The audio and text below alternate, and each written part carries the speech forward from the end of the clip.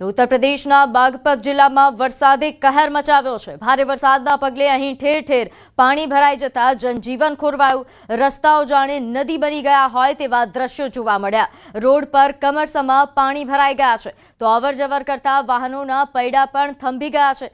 Road પર ભરાયેલા પાણીના પ્રવાહ સાથે કાર તણાતી જોવા મળી રહી છે।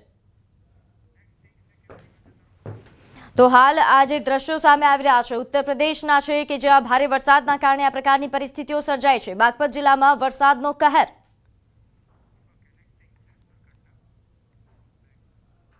હવે વાત દુર્ઘટના અને દર્દની।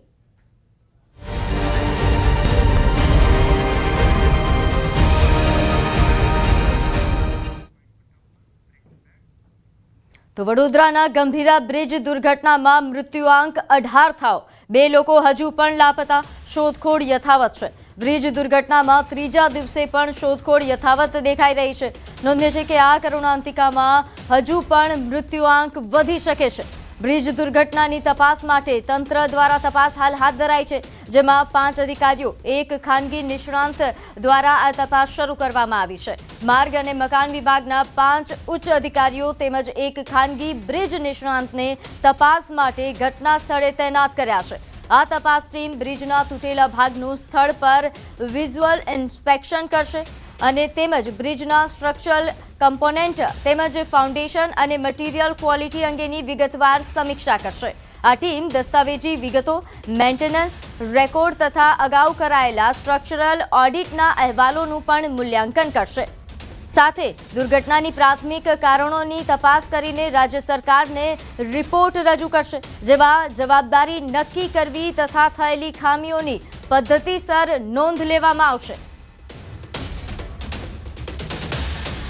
તો બ્રિજ દુર્ઘટનાને લઈને હવે તપાસનો ધમધમાટ શરૂ થયો છે। નોંધનીય છે કે અહીં સતત 3 દિવસથી શોધખોળ પણ યથાવત છે। હજુ પણ નદીમાં શોધખોળ કરવામાં આવી રહી છે, કારણ કે હજુ 2 લોકો લાપતા હોવાના સમાચાર છે। એટલે હાલ જે મૃત્યુઆંક 18 પર પહોંચ્યો છે તે હજુ પણ વધી શકે છે તેવા પ્રકારની શક્યતાઓ છે। અત્યાર સુધીમાં 18 લોકોના મોત થયાના સમાચાર છે। તો આ દ્રશ્યો જુઓ। 9 જુલાઈ, 10 જુલાઈ અને આજના કે 3 દિવસ સતત અહીં રેસ્ક્યુ ઓપરેશન ચાલુ છે, શોધખોળ ચાલુ છે, જેને લઈને વધુ વિગત સાથે આપણી સાથે સંવાદદાતા હાર્દિક જોડાઈ ગયા છે। હાર્દિક, દુર્ઘટના બાદ રેસ્ક્યુ ઓપરેશન હજુ પણ યથાવત, હજુ પણ શોધખોળ ચાલુ છે, વિગતે જણાવશો। બિલકુલ દીજો, આપણે ગઈકાલની વાત કરીએ તો ગઈકાલે સાંજે રેસ્ક્યુ ઓપરેશન પૂર્ણ થવાનું હતું, એની આગળ જ વધુ એક મૃતદેહ મળી આવ્યો હતો। એટલે ગઈકાલે જ 18 મૃત્યુ જે છે તે આંકડો જે છે 18 પર પહોંચી ગયો છે। આજે વહેલી સવારથી આ ફરીથી રેસ્ક્યુ જે છે તે ચાલુ કરવામાં આવ્યું છે। અહીંયા ઉલ્લેખનીય બાબત એ છે કે જે અંદર ટ્રક ફસાયેલો છે એ ટ્રક બહાર કાઢવું ભારે જેમત બધું કામ છે, કારણ કે એક ટ્રક જે છે તેમાં ટાઇલ્સ ભરેલી છે, સિરામિક ભરેલી છે, બીજું એક કન્ટેનર છે તેમાં કેમિકલ ભરેલું છે। ગઈકાલથી જીપીસીબીની ટીમ જે છે તે સ્થળ પર સ્ટેન્ડ બાય છે, કારણ કે કેમિકલ લીક ન થઈ જાય તેની પણ ખાસ તકેદારી જે છે તે રાખવામાં આવી રહી છે। બીજી મહત્વની વાત કરીએ તો ઘટનાના 48 કલાક વીતી ગયા છે, પરંતુ હજી પણ જે રેસ્ક્યુ ઓપરેશન છે તે ચાલુ છે અને આ ટ્રક જે છે તે બહાર નીકળશે ત્યારબાદ જ લગભગ વધારાના જે મૃતદેહ છે તે મળી શકશે। આ પોલીસ ચોપડે જો વાત કરવામાં આવે તો પોલીસ ચોપડે 2 થી 3 લોકો લાપતા હોવાના સમાચાર છે, પરંતુ સ્થાનિક પ્રશાસન છે, તરવૈયાઓ છે, તેમનું એવું અનુમાન છે કે જો આ ટ્રક કન્ટેનર અહીંયાથી હટાવવામાં આવશે તો વધુ પણ મૃતદેહ જે છે તે બહાર નીકળી શકે છે। ત્યારે અત્યારે સતત આ સર્ચ જે છે તે ચલાવવામાં આવી રહ્યું છે। બિલકુલ, આ ઉપરાંત હાર્દિક, આ તપાસનો ધમધમાટ આ મામલે ક્યાં પહોંચ્યો? બિલકુલ, જો તપાસની વાત કરીએ તો ગઈકાલે વહેલી સવારે જ ગાંધીનગરથી એક વિશેષ ટીમ જે છે જેની રચના મુખ્યમંત્રી દ્વારા કરવામાં આવી છે, તે ટીમ સ્થળ પર પહોંચી હતી। તેમના દ્વારા સેમ્પલિંગ જે છે તે કરવામાં આવ્યું હતું અને બપોરના સમયે મુખ્યમંત્રીને એક પ્રાથમિક રિપોર્ટ જે છે તે સુપરત કરાયો હતો, પરંતુ હવે આ ડીપલી ઇન્વેસ્ટિગેશન જે છે તે સમગ્ર મામલે કરવામાં આવી રહ્યું છે। જે જવાબદાર અધિકારીઓ છે તેમને સસ્પેન્ડ તો કરાયા છે, પરંતુ કયા ચૂક રહી ગઈ અને કેટલા સમયથી ચૂક રહી ગઈ એ તમામ જે પાસાઓ છે તેની ચકાસણી કરવામાં આવી રહી છે। ગઈકાલે અમે જ્યારે સ્થાનિક લોકો સાથે વાત કરી, સ્થાનિક લોકોએ કહ્યું હતું કે મુખ્યમંત્રીની જે કાર્યવાહી છે તે આવકારદાયક છે, પરંતુ આ અધિકારીઓને ઘર ભેગા નહીં પરંતુ જેલ ભેગા કરવા જોઈએ તેવી સ્થાનિક લોકો જે છે તેઓ માંગ કરી રહ્યા છે। જી, આભાર માહિતી આપવા બદલ।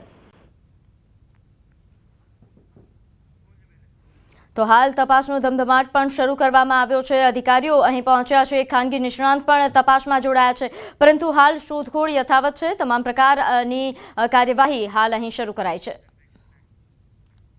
તો ગંભીરા બ્રિજ મામલે કડક કાર્યવાહીની પણ માંગ ઉઠી રહી છે। કરણી સેનાના યુવા અધ્યક્ષની માંગ કે જવાબદારોને જેલ ભેગા કરો। લખન દરબાર દ્વારા પણ આ માંગ કરવામાં આવી। માનવ વધનો ગુનો દાખલ કરવા માટે તેમણે માંગ કરી છે। માંગ નહીં સંતોષાય તો આંદોલનની પણ ચીમકી ઉચ્ચારી।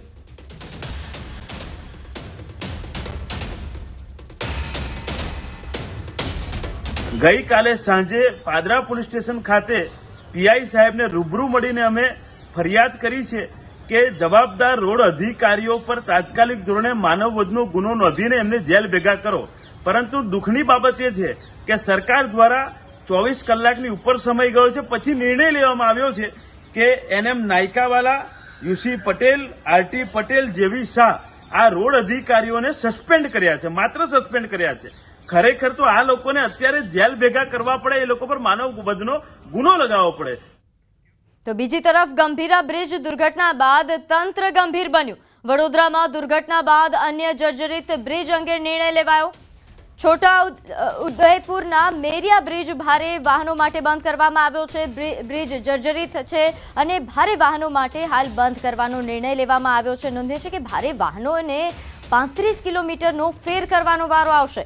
મેરિયા બ્રિજ હાલ નાના વાહનો માટે ખુલ્લો રહેશે।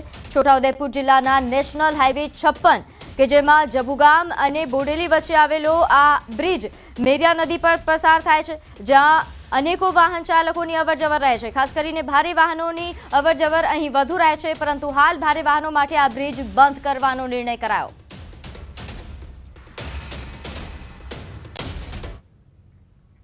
તો વડોદરાના ખિસકોલી સર્કલ પાસે કાર પલટી હોવાના સમાચાર છે। અહીં મહિલા ચાલકનો હેમખેમ બચાવ થયો।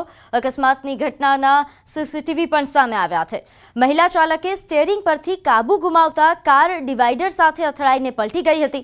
સદનસીબે કાર ચલાવી રહેલા મહિલાનો આબાદ બચાવ થયો।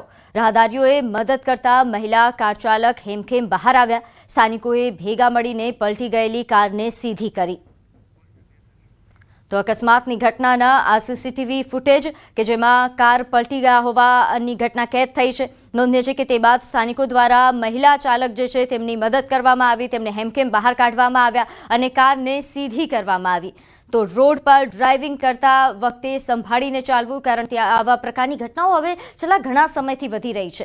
અકસ્માતની આ ઘટના કે જેના સીસીટીવી ફૂટેજ પણ સામે આવી રહ્યા છે। ડિવાઈડર સાથે કાર અથડાઈ અને પછી પલટી મારી ગયા હોવાના આ દ્રશ્યો, જે બાદ સ્થાનિકો દ્વારા તરત જ મદદ માટે સ્થાનિકો પહોંચ્યા અને જે મહિલા ચાલક છે તેને આ બાદ બચાવી લેવામાં આવ્યા। કારમાંથી તેમને બહાર કાઢવામાં આવ્યા અને તે બાદ કારને સીધી કરાઈ।